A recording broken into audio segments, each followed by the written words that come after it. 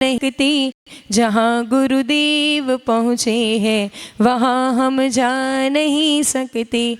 कि खुश हो दिल गुरु ने हाथ अपना रख दिया जिस पे, कि खुश हो दिल गुरु ने हाथ अपना रख दिया जिस पे, हजारों गर्दिशों में भी वो ठोकर खा नहीं सकते, हजारों गर्दिशों में भी वो ठोकर खा नहीं सकते। बोलिए देवाधिदेव गजराज श्री पद्म प्रभा भगवान की। परम पूज्य मुनि कुंजर ज्येष्ठाचार्य श्री आदि सागर आचार्य महावीर कीर्ति जी आचार्य विमल सागर जी महाराज की।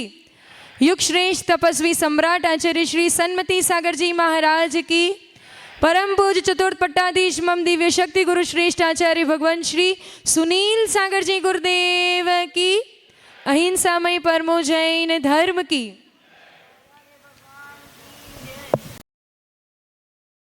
સાધુઓનો સમાગમ અને એ પણ આવી રીતે આવા વિશાળ સંઘના નાયક મહાન તપસ્વી આચાર્ય સુનિલ સાગરજી મહારાજજીનું સાનિધ્ય એ વાસ્તવમાં આ દાહોદનું એક પરમ સૌભાગ્ય જાગ્યું છે। અને એ સાથે મહાન ઐતિહાસિક પંચ કલ્યાણક યુગ પ્રતિક્રમણ અને એવા અનેક અનેક કાર્યક્રમોએ એવી પ્રભાવનાનું આયામ તૈયાર કર્યું છે। અને એની સાથેનો આજનો એક બહુ મુખ્ય પ્રસંગ, શ્રેષ્ઠ જ્યેષ્ઠ આચાર્ય એક એવા મહાન સંત કે જેઓ પોતાના જીવનકાળમાં 7 ઉપવાસ અને 1 આહાર, તેઓનો જીવન પ્રકાશ તો આપણે આચાર્ય ભગવાન સુનિલ સાગરજી મહારાજજીના મુખારવિંદથી તેમની મહિમા અને યશોગાથા સાંભળીશું। પણ એટલા વર્ષો પહેલાં એ મહાન આચાર્ય થયા અને તે સમયમાં એને જેઓએ જે સાધના કરી તેઓનું જીવંત સ્વરૂપ આજે અગર આપણે પોતાની આંખોથી જોવાનું સૌભાગ્ય મળતું હોય તો એ માત્ર આચાર્ય ભગવાન સુનિલ સાગરજી મહારાજ છે કે તેમની ત્યાગ, તપસ્યા અને સાધના આપણે આચાર્ય ભગવાન આદિ સાગરજીને તો નથી જોયા। લોકો કહેતા કે તેઓ ગિરી ગુફાઓ જંગલોમાં જ સાધના કરતા। તે દ્રશ્ય જોવાનું તો કદાચ સૌભાગ્ય ના મળ્યું, પણ એ જ સૌભાગ્ય અમને આચાર્ય ભગવાન સુનિલ સાગરજીમાં જોવા મળ્યું। તેવી જ ત્યાગ, તપસ્યા, સાધના આજે કેશલોચ તમે જોઈ રહ્યા છો ને। કેશલોચ એટલે શું કે હાથોથી પોતાના કેશ ઉખાડી રહ્યા છે। આવી કઠોર સાધના કરવાવાળા જૈન સંત આચાર્ય આદિ સાગરજી તો હંમેશા જંગલોમાં રહીને સાધના કરતા હતા। તે જ દ્રશ્ય આજના કાળમાં આચાર્ય ભગવાન સુનિલ સાગરજી મહારાજ જે ગિરનાર તીર્થ છે, જુનાગઢ પાસે ગિરનાર તીર્થ છે, ત્યાંના જંગલોમાં રહીને કેશલોચન કરીને આજે પણ એ માર્ગ પ્રશસ્ત કર્યો છે। તે દ્રશ્ય આપણને જોવા મળ્યું છે। હંમેશા તીર્થો પર વાસ કરવો, જંગલોમાં જ સાધના રહીને પોતાનો જીવનનું કલ્યાણ કરવું અને એમના ચરણોમાં જે પણ સાધક આવે તેઓનું પણ કલ્યાણ કરવું, એ આચાર્ય ભગવાન સુનિલ સાગરજી મહારાજ તેઓના માધ્યમથી એક વિશ્વ કા સૂર્ય, એક સુંદર જીવન ચરિત્ર આચાર્ય આદિ સાગરજીનું લેખન કરવામાં આવ્યું। તેઓ પર પ્રકાશ આચાર્ય ભગવાનના મુખારવિંદથી આપણે જાતે પોતે જ સાંભળીશું।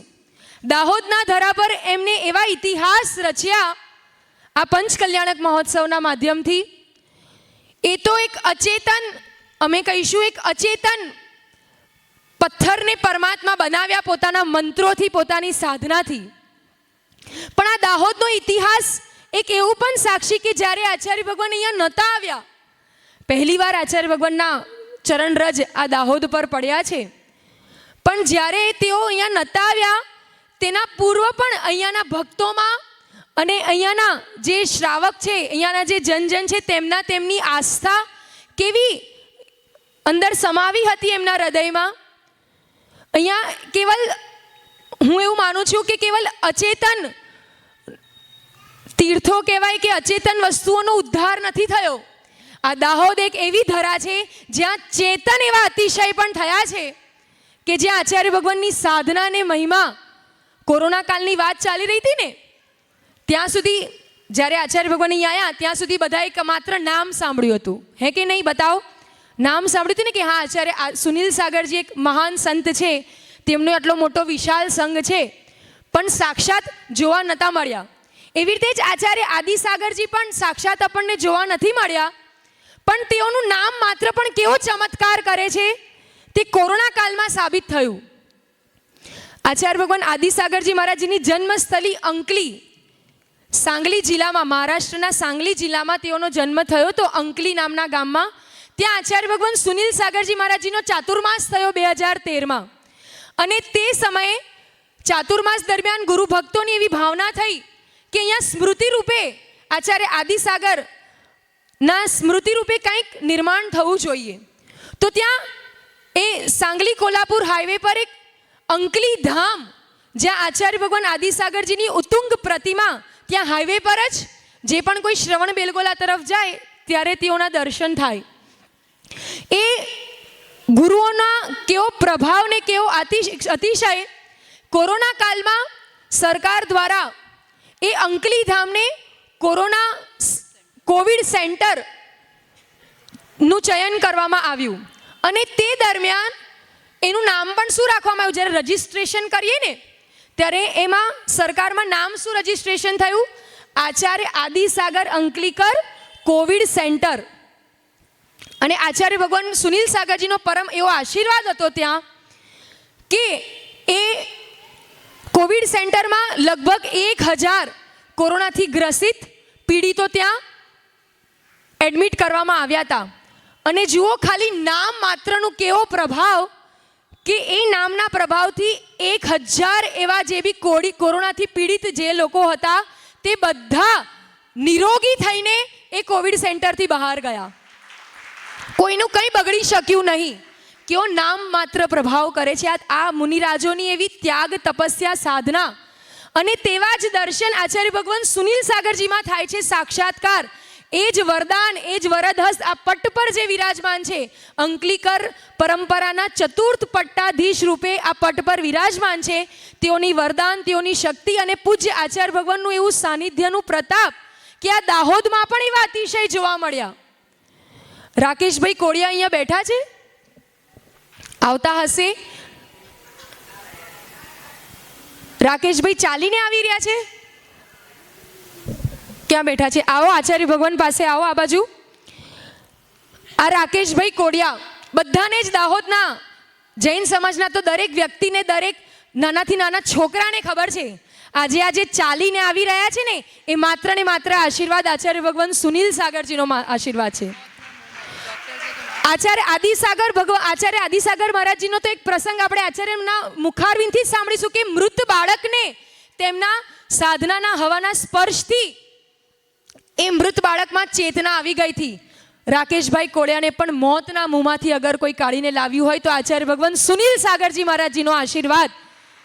તેમના પત્ની એટલે અમિતા કોડિયાની એક મહિલા શક્તિ રૂપે બી એક ગજબની શ્રદ્ધા આચાર્ય ભગવાન પર.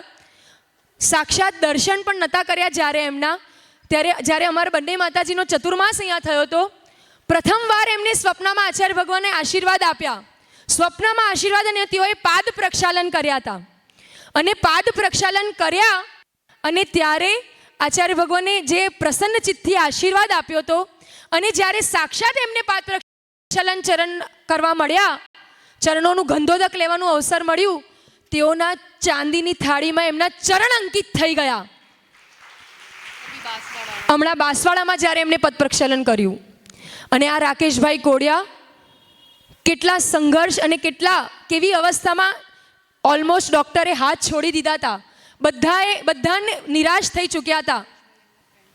પણ તેઓના એક મિત્ર હિતેશભાઈ સરૈયા, જેઓએ પણ આચાર્ય ભગવાનના આશીર્વાદથી લગભગ 4 વર્ષ સુધી લગાતાર એમની એક જ ભાવના કે આચાર્યશ્રીનો સંઘ દાહોદમાં આવે અને સ્વયં ત્યાં ઉપસ્થિત રહીને એવી ભાવના કે દાહોદ સમાજનો લગાતાર ચોકો પણ એટલે આહાર વિહારની વ્યવસ્થામાં રહીને પોતે સેવા કરી. અને પછી એ સેવાનું ફળ જુઓ, આચાર્ય ભગવાનનો આશીર્વાદ જુઓ કે તેઓએ અંતમાં એમને પણ એક એવી નાઈલાજ બીમારી તેમને ગ્રસિત કરી.